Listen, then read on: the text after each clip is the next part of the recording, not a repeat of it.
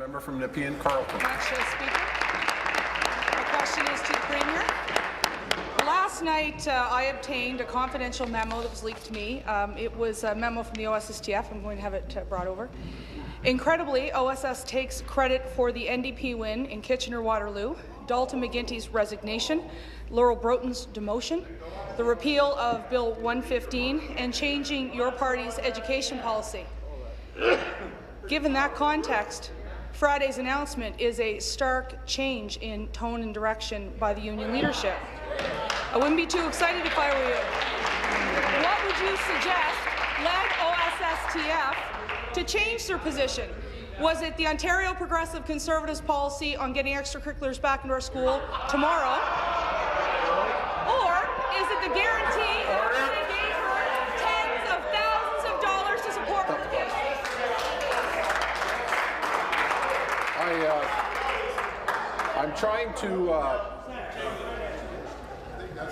I'm trying to get quiet. And while I'm getting quiet, it's not the time to pipe up. 5-second wrap. Thanks. The question is, they gave you tens of thousands of dollars. What did you guarantee in return?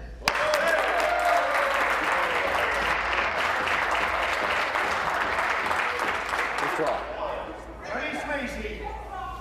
Premier. Thank you very much, Mr. Speaker.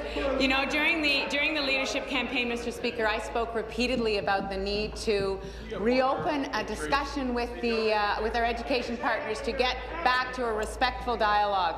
That's exactly what we've done, Mr. Speaker. Good process has led to what I thought was a good news announcement, Mr. Speaker, that we would be able to look forward to the majority of students in our secondary schools returning to extracurricular activities.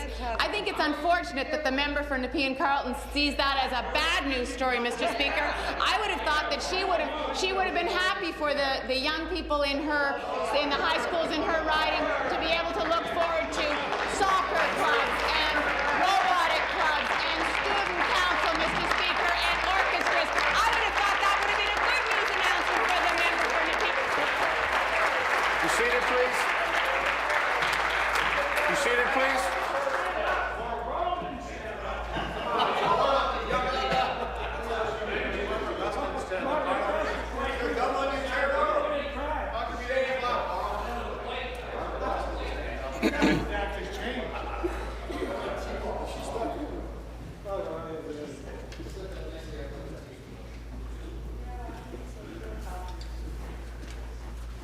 That's not going to get you my attention any better.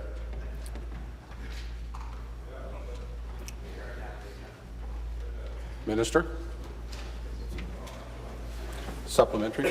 Well, that was interesting. I wouldn't be popping the champagne or patting myself on the back if I were an Ontario Liberal at the moment, because actually Ken Coran said today, if I may, Speaker, he said there's a genesis, a change, a metamorphosis. We're going to go back to the way business was done.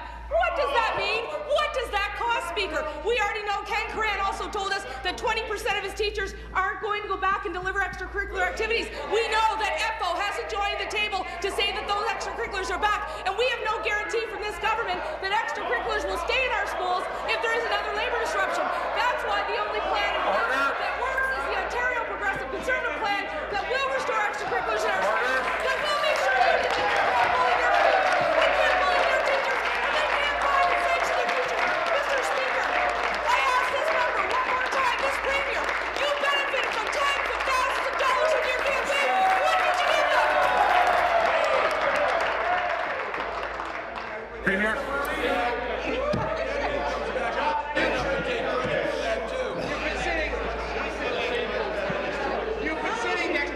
Stop the clock.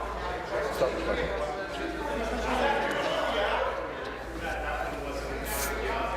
For both sides, I was trying to be attentive, and as I'm speaking, I'm hoping everyone's listening, and I'm hoping everyone's listening. I was listening intently, and I do believe that I'm hearing a kind of a tit-for-tat thing in there that is not parliamentary, and I would ask the member to withdraw. Thank you.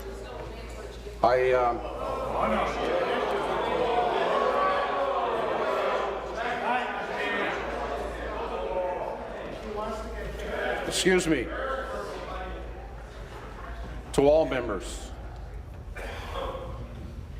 when I make a ruling, it's my ruling, without any of the editorial. The member will withdraw only. Withdrawn, Speaker. Do I still have time on the clock? Have a seat. We'll try it again. Withdraw, please. Withdrawn, Speaker. No, your time is up. Thank you very much, Mr. Speaker. Now, see, here's what I know, Mr. Speaker. For decades in this province, teachers and support workers have delivered extracurricular activities voluntarily, Mr. Speaker. You know, I graduated from high school in 1971, and one of the things that got me to school in the morning was 7:30 in the morning basketball practice or volleyball practice. I know that that's what enriches the lives of students, and it's what enriches the lives of teachers and support staff, Mr. Speaker. I worked as hard as I could when I was appointed leader to make sure that we engage the leadership of ETFO and OSSTF. We have gotten to the point where OSSTF is working with its members now, and I have a huge amount of faith that the majority of those extracurricular activities are going to be available. The member for Nepean Carleton should be celebrating that, Mr. Speaker.